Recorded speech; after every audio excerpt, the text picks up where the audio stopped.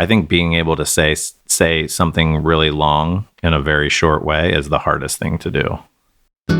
Hey, what's up, people? It's Brandon Ferris, and you're listening to A Quick Read, an advertising podcast that talks book smarts and street smarts with the people who have been there, done that. Today's guest is copywriter Nate Dye. He's worked at agencies from big to boutique on brands that you know and love. We put pen to paper with the Copywriter's Bible and find out how he gets to a big idea. You know what to do. Tune in and turn up.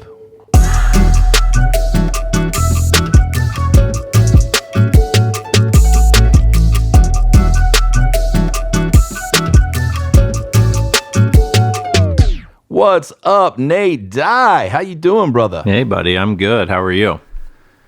Dude, I'm so excited you're on the show. I don't know, man. You're like one of my go-to people in life, buddy. I love you. Oh, thanks, buddy. I appreciate that. It's always fun to chat with you and join whatever latest podcast you've cooked up, or any other project for that matter. I think that's kind of what you do.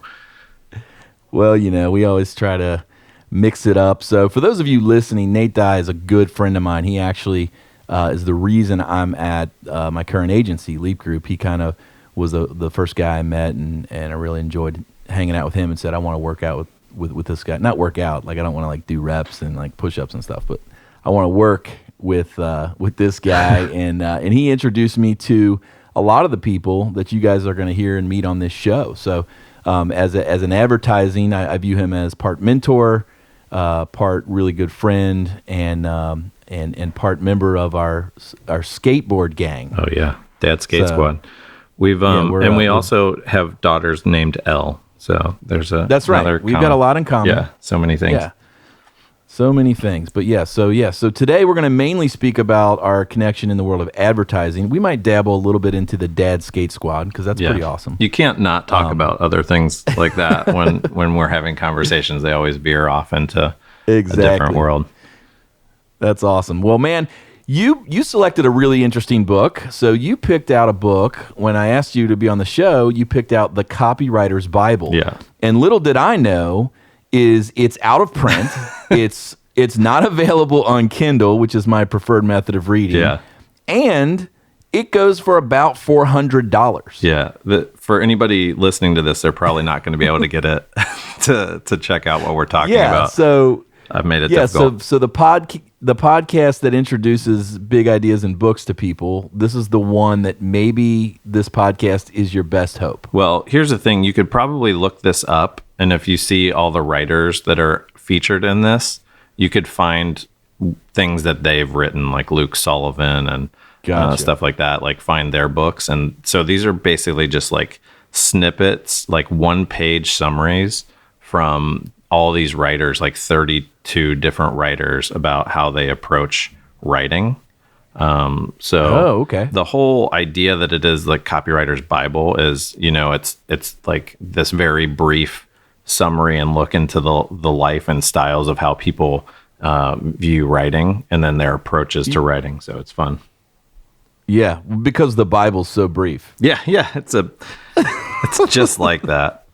No, it is, it's that reference thing. Like I can go back and think about when I was in college, I learned like a liberal arts education on advertising. So you kind of understand the background of it and, the Mad Men type of world and how you build an ad and how you create a campaign and stuff like that. But I never really like learned how to write copy. So I had to kind of read books about how to do it. People like Luke Sullivan. This book in particular, which is one that I luckily stole from an agency that I worked at that closed. So it's the only way I still have it. I had it in college. We're off to a great start. Yeah. But it's one of those ones you're like, well, I'm not letting this get away. I got to hang on to this. I've hung on to it. It's one of the few things that I've hung on to from agency world. There's some, old awards tucked in a bin somewhere maybe, or some CDs or zip drives somewhere. But for the most part, this is like the book that I kept because it has those kind of go-to things that you can look back on and say, yep, that's how I need to approach today or this project. And I think maybe even that's awesome. Yeah, when I first read it and went through it, I don't think I completely understood what they were talking about and the approach. But, 20 years into my career, all that stuff makes so much sense now and still holds weight, which I think is fun. That's awesome, man. Yeah. So you're now in the game, and you're starting to see that where the book smarts meets the street smarts, as we say here on A Quick Read. So let's jump right in. Actually, let's real quick, just one more backstory. Why are you in advertising? Like, that seems like, what I mean? Like, that's never the responsible choice. No, it's not. I was through school, like very science and math focused. Okay. And I thought that I was going to be an engineer until I went to college, and then realized that it's like really hard to be an engineer. And I really wasn't as smart as I thought I was in science and math. And so at that same time, I was getting whipped up on in college. My brother was an art director at a big agency in Cincinnati and was like going to San Francisco on TV shoots and, designing. Living the dream. He's doing billboards. He's on an anti-tobacco campaign. He's doing all this cool stuff. He's in award shows, winning, the awards. And he was like he was the young superstar kid in Cincinnati at that point, and I thought he was a rock star. Not only that, let's be honest. He's the golden child of the family. Oh yeah, absolutely. He's the nicest one for sure. Now, real quick, let's take an aside. So you mentioned your brother. Yeah. So explain that connection there, because he's not only your brother, but now you guys are partners in a new way. Yeah, we are each half of Dye Brothers, our own small agency based out of our houses. But we spent, the last 5 or 6 years, we were both had gotten out of agency life and had gone on our own freelancing. And we were always just like working on projects together, whether it was with a client or figuring out ways to do like a mural together or something like that. We would just be working on projects together and working in each other's houses. We finally got an opportunity to pitch a client, like a decent sized client. And we're like, well, we can't just do this as Chris and Nate freelancers. So we formed Dye Brothers, which seemed like the easiest name to come up with, and one that we wouldn't hate after a while.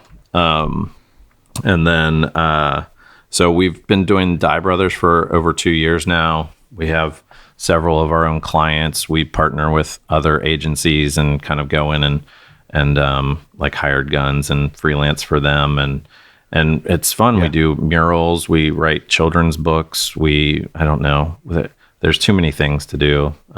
Yesterday we were screen printing posters that just for fun, year-end projects. That's great. So you guys are leveraging your agency experience, but you're giving it and you're allowing people to tap into you as needed without carrying the overhead, but then also being able to have the freedom to do projects like you just mentioned, whether it's a kid's book or some screen printing. I know you've created some resources for the Dad Skate Squad, you know, hats and shirts and stuff like that. So that's really cool. Well, before we get too far in, let's just, before you became Dye Brothers, just give us sort of the quick best of, or sort of the greatest hits. Like, what kind of agencies did you work at? Were they big? Were they small? What kind of brands were you working on? Like, let's do it in like a 10-second, 20-second drill. Just sort of knock those out. It was I started off in a B2B agency working on like projects like Kodak and Makino tools and stuff like that. And I went to an agency called GJP where I got to do, this was like my big step into agency world, where I got to do TV, print, radio for Cincinnati Bell, Provident Bank, stuff like that. And then I moved to Wonder Group, where we did some kids advertising, which was fun. And that was kind of a dabble into digital world, websites and stuff like that. And then we went to Possible, did a bunch of digital work for them, freelance. In between each of these times, I would freelance for like 6 months to a year. And then I'd come with back with all the side with all the side hustles in between. Yeah, and then come back and work in an agency for a little while, and then go back to freelancing. And I went to Leap, where I met you on the very first project I worked on at Leap. Was where I met you. We fell in love, Yeah. or at least I fell in love. I don't know if I kind of felt like you fell in love, but I definitely fell in love. I did. And that let's take an aside on this moment for a second, because we meet on this first project for the Michelle Obama campaign that was doing healthy foods, safe routes to school, and something else. The We Thrive campaign. So it was like healthy eating at home, healthy eating at school, and safety for kids on their route to school, and it was stuff like that. It was a great little dynamic project where we had like a split screen. Oh yeah, side by side. I'll put a link in the show notes and people can check it out. But we shot on Area Alexa. There was a big 50-foot track and dolly film shoot. It was a lot of fun. Yeah. And you, at that point in time, I was like, okay, these guys are doing it right. They're not cutting corners, and that's why I wanted to go and be a part of Leap, which is now evolved into Leap Group, and I founded Leap Frame. Yeah. But yeah, me and you got to work together for several years there. Yeah, it was that and on to Carnival Cruise Lines. Oh yeah, right. That's another classic where we ended up going down to Miami to shoot on this cruise ship. You actually went down the slide. Oh yeah, you were like in the commercial. I'm in it. So I'll put that in the show notes as well. Yeah. But funny story there is we went out to a client dinner the night before the shoot. Yeah. And I don't know if you remember this, because I know you were with us, and I disappear for like a while. Oh yeah. And I come back, and I'm white as a ghost, and I look to you guys and I say, I gotta go. I think I have food poisoning. Yeah. And I run out, and I ended up basically puking my guts out for 24 hours. Yeah. And then I think I even cried out to you in the night. I feel like you. I think I was like, you know what I mean? I was like, Nate, help me. I don't know.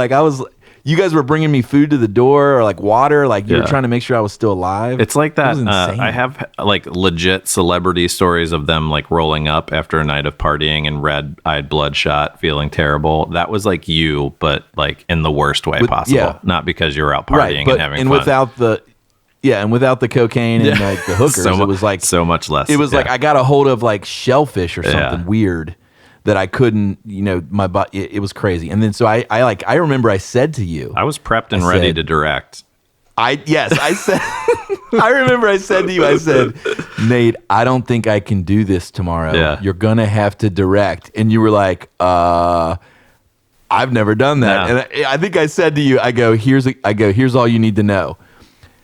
I said, just say action when you're ready to start, and say cut when you think you got it. That was it. And you were ready to roll. Yeah. I was so excited to make my, almost disappointed that you showed up, that I didn't get to make my directorial debut. But yeah, that was amazing. And then from Leap, I went on and worked at Powerhouse, where we worked on a bunch of stuff for like Kroger and Evenflow Feeding. And you did a bunch of candy stuff too, didn't you? I did at like Airheads and stuff. I did that at Wonder Group when we did kind of like the kids advertising. Tops. I worked on Tops, like trading cards, stuff like that. And then from Powerhouse, that was kind of like my last agency hurrah. And I was like, that agency went under, and I kind of like was like, I'm going to just do my own thing for a while. And I freelanced, and then that eventually led us into Dye Brothers. And from the agency world, knowing enough people and connections, I had good connection with Evenflow Feeding, so they were kind of a client of mine for a while, and it led me into John A., which was a stroller company out of Europe that I helped do the branding for. That's still one of my favorites. Yeah. Which makes a lot of sense, because if there's anybody who has all the babies, it's me. It's you. Yeah, I have a lot of babies. So you've got the timing. Twins who are now 13, preteens. Yeah, no, they're 13. They are. And then you've got two more that are like babies. Yeah, Rue just turned 5 and Bergen's 2. So that's crazy. Yeah, I timed out my stuff that I worked on booze and baby stuff at the same time, because I needed both of those things, and I got free stuff from both of them. Booze and babies. Yeah. That right there that's the summary of the Copywriter's Bible, everybody. That should be my booze and babies. That's the Genesis. Yeah, that's going to be my podcast. Oh, it's so good. Yeah. Well, man, this is so much fun, and I could talk to you for hours just about us hanging out. Yeah. That's just fun to hear ourselves talk. Yeah. But I think the other people on the listening maybe want to hear some stuff that's practical to the agency world. So let's jump into the Copywriter's Bible. One of the first big ideas that a lot of these authors talk about, and it's not necessarily that it's a chapter in the book, but it's more of a theme that you see throughout these legendary copywriters, this idea of the power of the pencil or the power of the pen. Talk to me about that, and how has that manifested in your career? Yeah, I think, like I said, I started like 20 years ago, so it was a little bit different time. And, it's kind of the end of the Mad Men era, kind of end of the 80s advertising era, but still people had this style that they like to, write things physically down. And computers were really taken on, so everybody had desktops and laptops and stuff like that. But the like true like hardcore good old school writers really just like stuck to their guns. It's like a photographer not wanting to go digital, right? They like I got to have film, and people they're like I got to write this down with a pencil or a pen. It's like on a notepad. Like I can't type into this. They call it the white void, and everything just feels a little bit more like kind of real, and you can kind of move things around and scratch things out and write in the margins and stuff like that. But everybody always just talks about like the first thing that they do is get out their pen and paper or their pencil and paper. And some people are like super specific about the type of pencil that they use or the pen that they use. I'm like super specific about the pen that I use. My wife hates them. It's like a Pilot gel pen. It's not fancy or anything, but it just feels right. When you write on paper, you just have to know which one feels right. And so there's something in that to me that like allows you to kind of like step outside for a minute away from your computer, especially now it's really hard to get away from your screen. But physically writing on a notepad or a notebook, like I have stacks of notebooks, here at my house and around that I have just filled up, and I can't bring myself to throw them away for some reason. It's because there's some good ideas in there. There might be. You could resurrect some of those, or even bad ideas. Yeah. Bad ideas can sometimes be even better than good ideas. Yeah. So it's really important, I think, being able to like write things down. And my creative director, Rob Simpson, when I was at GJP, would always be like, go write it, and write it like 100 times. And you didn't think he meant it literally, but he actually did mean it literally. Is like, go write that headline 100 different ways, and you'd have to go off, and you couldn't come back with like 5 things. He'd be like, where's all the rest of them? And you'd have to bring back, actually do 100. But it helps you, right, to be able to physically see the different ways in which a headline is shaped, or which way copy is written or said, and being able to move stuff around. It's just physically being able to see it's awesome. Yeah, that's great feedback. What about the people who, just like me, have horrible handwriting, can't decipher it after the fact? Can this concept still hold water on the laptop, on your cell phone, whatever? I assume, nowadays on the iPad you can write stuff and then all of a sudden it changes it to type.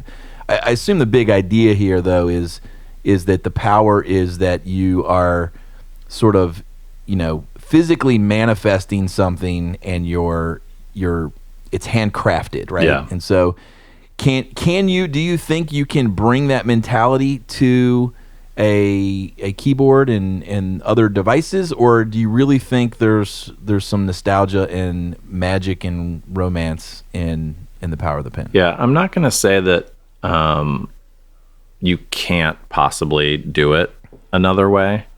But I think there's a feeling, and maybe it's that I came from a time where that was kind of how you wrote notes in school, or you wrote ideas down. It'll be interesting if it were somebody like my kids who type all their notes into their computer as they sit in class or whatever. They come from a different generation of not doing it. So I guess you could translate it, like if you can write with a pen on an iPad and have it translate for you. I don't know many writers that have good penmanship.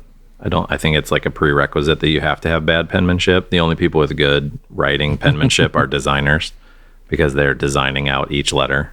Yeah. And I know that because like I would never put something that I wrote in front of people, but I would put my brother's notes in front of someone any day of the week because his penmanship's so nice. But yeah, I think the idea of it is, you know, part of it is that, like, you know, old school advertising mentality where they're like, sit back, kick your feet up on the desk, get out your pen and paper and start writing. And that can be true, like, to, you know, get away from your desk and the distraction and stuff and really be able to focus. So if you can get away from your desk and focus on an iPad and not open up the apps or get distracted by that, I think that's can serve the same purpose. Yeah. And so unlike, you know, you talk about the copywriter's Bible, unlike Moses, who had one shot to, you know, as the story goes, to get it in stone on the 10 Commandments. Yeah. It seems like part of this exercise of the power of the pen is that, you know, or the power of the pencil is that it has an eraser. Is there truth in that, where, you know, the pencil, you can get ideas down, mess with it, erase some things, change some things, like, or do you think that what do you say to people who just want to sit around and only write down what they think is the solution? I think you have to get it down and you can't erase it. Like, you have to see it there, right? Like, I always learned that, like, your, you know, like the first 10 ideas that you come up with are the worst ideas. Like, you never really get to the best idea by, the first idea that comes out of your head is never like the best, right? So you have to get those bad ideas out of the way, and you kind of have to see them, right? Like, so I learned my whole career that you stay away from puns.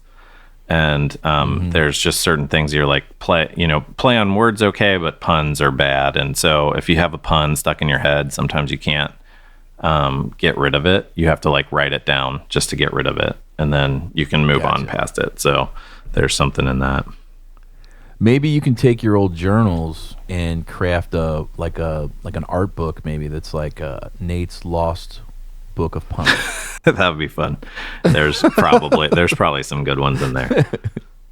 Well, that's great, man. And so the next thing I want to transition to is kind of, you know, on the flip side of that, right? Yep. So the power of the pen, you said, get it all out, write it all down, get as much on the page as you can.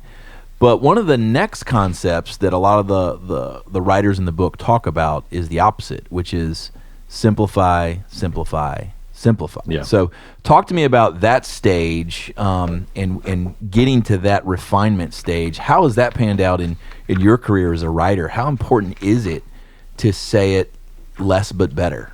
I think it's maybe one of the larger themes of my career is being able to say the most possible things in the shortest amount of time, right? So yeah. I started in a time where billboards were a big deal, and so if you're doing it on a billboard, it's got to be 4 to 7 words, right? Can you say 1,000 words in 4 to 7 words? That was like the key, right? So you don't even get it. You don't get a tweet back then. Yeah. No, you don't. No, it was like everything in that, and you thought of a headline the same way. Like, could you get an idea across with 7 words, or could you get it across with no words? And so it's a difficult thing to do, to be able to say something. Oh man, I'm disrupted by my child screaming upstairs. So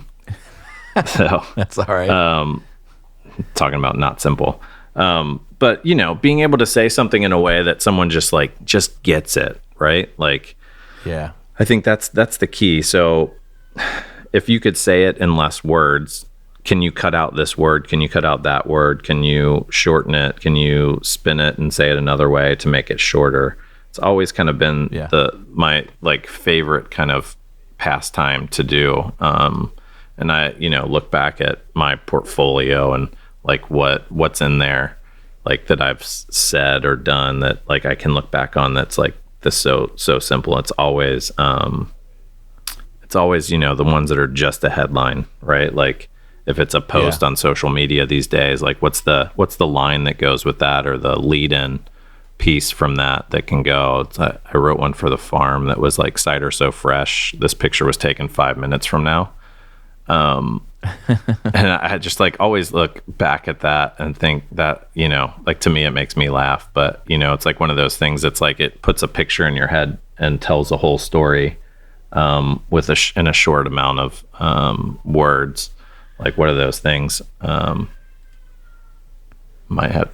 That's really cool. The, for those listening, Nate's a part of a legacy family here in the, Northern Kentucky, Cincinnati area that has a farm operation called McGlasson's. They have wonderful fall festivals. I'll put a link in the show notes, but that's kind of what he was talking about. He is not a farmer. No.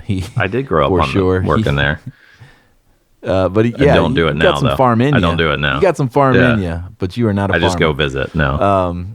I think the concept you were just talking about, really is what inspired this show, right? Yeah. The phrase, a quick read, it's that moment where, man, you see it and it just lands really fast. Yeah. And that's the thing I've always appreciated about working with you, because, even just hanging out, I'll say something or tell a joke, and then you'll like rephrase it or paraphrase it, and then it's always just better when you do it. Yeah. That's my superpower for you. If you need the short big idea, bring in me and I'll help you say the same thing but different. It was always a weird thing that my creative director would do when I would take him all those lines. He would pick out the ones that were the shortest. He would pick out the ones that said the thing the best. And then he would write like 5 lines himself of the same thing really quick and really like succinct. And it would say the same thing that I was trying to say, but it would always be better. And it always pissed me off that he would be able to do it so fast. And then I was like, someday I'll be that good. I'll be able to pull that off where I can do it that way. I still question myself whether or not I can do it, but I think that's maybe a good sign for any writer, is that they always question themselves and then always try to write it better. I think if you think you've got it, then there's very few headlines that I've written that I'm like, that's it. Like, that's the line. I have to have someone else tell me it's good. Before I know it's good. In my head, I'll be like, yeah, that's pretty decent. But, most of the time I need someone to, like kind of identify that or, reassure me that that's the right one. Yeah. Or if you're working with a group, you get that lift in the room where everybody kind of has a moment and gets excited. That's it. Yeah. Which is always fun. Yep. Man, that's great stuff, man. It's so good to hear those words come out of your mouth. I think sometimes as creatives, we feel like we're the only ones who get stuck. We feel like we're the only ones who can't get there. Yeah. And so just to hear other creatives who, like yourself, who are so experienced and been in the game for a while, still have those feelings and moments is, hopefully to listeners reassuring that, keep at it, man. Keep at it, keep grinding, keep putting pen to paper, keep simplifying, and you'll get there. Yeah. And ultimately, where we're trying to get is the big idea. Yeah. And that's sort of the third point of this book, is that, when you go through the Copywriter's Bible, it is just chock full of big ideas. Right. So the $1 million question I have for you, Nate, is how do you get to the big idea? It's if I knew how to do that every time, I would be so much more well off than I am right now. I think, like that was what I kind of learned from school and from different creative directors throughout the year that were kind of pushing me. We had one creative director at Wonder Group who, if you were forced to go concept or come up with big ideas, you had to come back, and if you said whatever the big idea was and she didn't automatically get it, she would make you move on to the next one, or you would have to go back and rewrite it. So if you wanted to get your idea through, it had to be like spot on. Like if you said it out loud, that had to be it. With like Carnival, we talked about that project, and it was like the Grab Your Destiny contest. And And there was like, you just say that, and there's so much to it. It was like this cruise ship, they're, giving away all the stuff on it. Like, and the cruise ship, for context, the name of the cruise ship was the Carnival Destiny. Yeah. And the concept of the social media campaign, which was interactive, was they were retiring the Carnival Destiny cruise ship. And we were actually giving pieces away, like the steering wheel and window portholes and other things, because cruise ship fans are sort of fanatical. And so in our Purple Cow podcast, we talked about this concept of otaku, which is sort of like almost obsessed, but not quite. Yeah.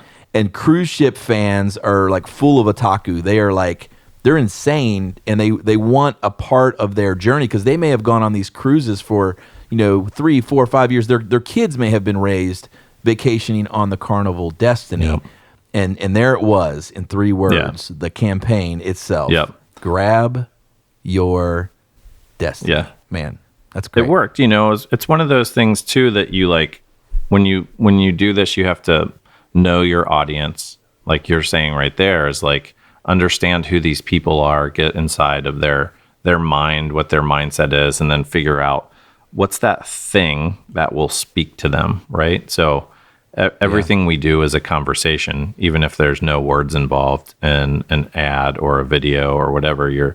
You're getting to the point and having a conversation with someone in a way that like really connects with them. So how do you do that, and say that that one quick thing that really grabs their attention and says everything you need to see? Like, from a creative perspective, it's like when you write something or hear an idea that someone has, and you can already imagine what the ads look like, or the video, or the website, or the social content. You're like, dude, I can see it. I can see how this Grab Your Destiny, I can see how we're going to make, a funny video out of that. And I can see how the website's going to work. And I can just see how it all ties together. I think that's, to me, how you can, like, a big idea really comes to life. And for me, that's always been, from a copy perspective, it's really about simplifying it all down, right? So if we go back to simplify, it's what are those 4 words or whatever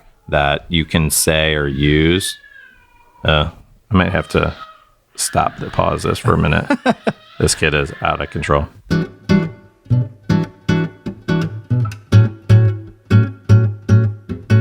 Well, I don't know what they did with him, but he got quiet. He got quiet really quick, so I don't know if they like shoved a whole bag of gummy bears in his mouth or whatever. Duct tape. Yeah, he's in his worst form right now. So Nate, I really like what you said about when you're talking about the big idea and you're talking about simplifying. I love that you pointed out that a big idea is not a tagline. A big idea is not just an image. A big idea is something that can contain multiple things. That sounds like what you were describing. Yeah. Would you agree with that? Yeah, absolutely. I think a lot of times we'll present stuff to people and we'll say, like, this isn't the word that you would ever, like, this isn't the phrase that you would see in public, right? Like, this is just the idea. And then, there's going to be a different headline for your ad. There's going to be different, we're going to say it differently in the thing, but the idea is this. And so sometimes it can be like when you're looking at branding today, coming up with the voice for a company. Oh my God. All right. we're going to have to do it. He's back. Sorry. Hold on. I'll be right back. So those of you listening, Nate, unbelievable guy, great dad. He's got twins and he's got a young son and daughter who are under the age of basically 5, I think. So anyway, he's amazing. And I'm back. Good God, that kid. It's not. Oh man, that's great. So for those who are young in the game, who are young in their careers as copywriters, trying to get to that moment, I guess, how would you paraphrase for them? What's the thing you'd say to them right now and say, the big idea is what? The big idea is that simple statement that that brings everything together. It holds all the pieces together, right? So if you're to create a campaign and have a bunch of pieces that you have to make, it's that one uniting statement that brings everything together and identifies what you're talking about, and connects with a consumer on a level that they want, and it ultimately will help drive impression and hopefully money for someone's business, right? So it's that one simple statement that it's the aha moment, right? When you say it or you hear it or you see it, you're like, I get it. That makes sense to me. Yeah. Well, and if you can come up with big ideas, and if you can find a way to hack your way through it, you'll stay employed in advertising. Would you agree with that? I totally agree with that. And I think being able to identify that on the smallest level, that's the hardest thing to do. I mean, I think some people would think that maybe longer form writing or whatever is the hardest part of doing it, like longer storytelling. I think being able to say something really long in a very short way is the hardest thing to do. It always has been. I like that. Yeah. That was good. That almost felt like a greeting card right there. That was. It is. It's another business I'm going to get into probably. Yeah. Greeting card. lyrics to a song. Yeah. Well, man, this has been so much fun. It's been a blast talking with you, and it's been fun that you've opened up your world to us, and getting to hear the kiddos and all that stuff is really fun. You can definitely hear them. I guess that's the benefits and the challenges of the work from home life and the small business life, right? Yeah. When you guys have your studio in the basement. Yeah, there's no separating it sometimes, but it's also not a 9 to 5 gig, right? It's the idea hits you at midnight, you got to write it down. Clients can't resist cute kids, right? Yeah. I think everybody gets a pass right now, and sure. in this crazy time. That's great, man. So speaking of your all's gig there at headquarters, home HQ, how can people get a hold of Dye Brothers? How can people work with Nate Dye, copywriter extraordinaire? Talk a little bit. This is the point in the show where you get to tell us what you're doing and how we can all connect with you. Oh, cool. Well, email is the easiest way. I have Nate@dyebrothers.com for my email, or Chris@dyebrothers.com. You can email us, or we have our website, dyebrothers.com.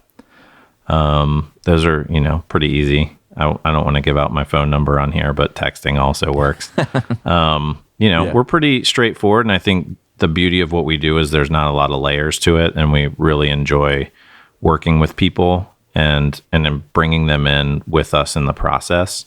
From an agency perspective, there's usually a bit more layers, people to talk to, client service, strategists, all kinds of stuff. There's different levels. We kind of do all those things ourselves, and we enjoy that. I think being able to hear it from the client themselves, what they're looking for, what drives them, what motivates them, or their audience or their brand. I think understanding those things really helps us connect with them. And we try to run we are brothers, and we often fight like brothers, but we more than not get along like brothers, and anybody that we work with, we feel like is family. So we kind of always try to invite everybody in and make them feel welcome and make them feel like they're part of it with us. So that's kind of like what we like to do. And I think it helps. That's so it cool. helps us get to, really smart places with people that maybe they didn't think they could get to, or we didn't think they could get to. And it ends up being really fun. That's cool. Now, for those listeners that are like you and they've got kids making noise in their backgrounds as they're listening to the show, tell them about your all's side hustle. You guys got some children's content that you produce. Is there a way they can find that? We do. It's on our website. We have a little section for our kids' books, I believe. We sell them through Amazon. You can buy them on Amazon, or a lot of bookstores will have them, like online bookstores. You can find them. We have series of kids books that we did that, I felt like after reading a lot of books to your kids, you find there's a lot of holes in what they're doing or telling or the stories they're telling. And I had this idea for these like animal ironies one day. So it'd be funny things that happen to animals that, like an elephant who's allergic to peanuts, or a bald eagle that's scared of heights, or a peahen that is jealous of how pretty the boys are, or a cheetah that's confused for a leopard, like all these things that are like, natural animal ironies that could happen. And then what's the story behind those? So we always try to put a good lesson into them. So Gottfried the elephant as the first one we did, and then we did Bailey the bald eagle, and then we did Constance the peahen, and we've got a few more that are written but not yet designed or not yet illustrated. Apparently that takes the most time. And so there's a little jab. There's a little jab for your brother, the designer. The guy who little jab to the designer in the operation. Poor guy who spends most of the time doing our work. So easy for a copywriter who has to punch a couple keystrokes to take a jab at a designer who has to, for a kid's book, handcraft art. Yeah, for a kid's book that has like 12 words per page. Totally. Listen, again, it's really difficult to narrow that down, because even writing kids' books, I apply the same thing to writing advertising, is that I shorten. You had to you write out this big long story and you're like, well, that doesn't fit on a page, and no 3-year-old is going to be able to absorb the story you're telling. So how do you tell a 3-year-old about peanut allergies and tell a story? So to me, I just love different forms of people telling stories, whether it's comedians or movies or shows or whatever. I always look for the storytelling in it. That's my favorite part of writing. And I think that kind of stuff can be found, in our kids' books and in our work we do for brands and stuff. So it's always fun. And even in a mural, right? What's the story behind the mural, or the thing? We did a giant kraken octopus thing at an agency. And there was a whole setup and story behind, the many faceted, arms that they have, and the work that they do, and the things that they can tackle. And I don't know, there's just a whole story behind it that really helps sell the idea. So again, it's really just kind of incorporating that whole thing into our world. Everything that we have going on around us, we can work into what we're doing. Yeah. Well, and that's what I love about you guys. You're versatile, and I know we've used you a ton, and I've worked with you both when you were at Leap and when you were out of Leap. We continued to work together. Yeah. So you guys are the best, man. And hey, Thanks, this buddy. has been amazing. Talk about the Copywriter's Bible. I feel like you were the pastor today, and you were preaching the gospel, man. Got it. And I love it. The power of the pen, simplify. And, big ideas are much more than just catchy lines or art. It's something that can contain an ecosystem, really. Yeah. Even with your kids' books, that's a big idea. And you've got, 7 or 8 books, it sounds like you're working out of that. If it was just a fancy title, then you couldn't be doing that with all the different books. Right. So hopefully the listeners are picking up what we're putting down, and they've enjoyed this conversation. I know I have, and you're definitely coming back to the show. We've got too many stories to share not to have you back on. My brother said he wants to do it, so maybe we'll get both of us on. Okay. Or you can just do him and I'll listen and heckle him from the side. Yeah. No, that's good, man. So it's been a ton of fun. I appreciate you as always. Absolutely, my friend. And those of you listening in, if you have enjoyed this episode, I encourage you to go to iTunes or Spotify or wherever you get your podcasts, leave a rating and review. As always, love a 5-star rating, but I appreciate honesty more than I do flattery. So give me a 1 if you have to, and tell me why. Matter of fact, I'll even invite you on the show to give me feedback on how to make it better. So, So thanks so much, guys. I appreciate you. And we'll see you next time. Cheers. I hope you enjoyed that episode. If you did, share it all over the social medias and give us a rating and review wherever you listen to your podcasts. See you next time.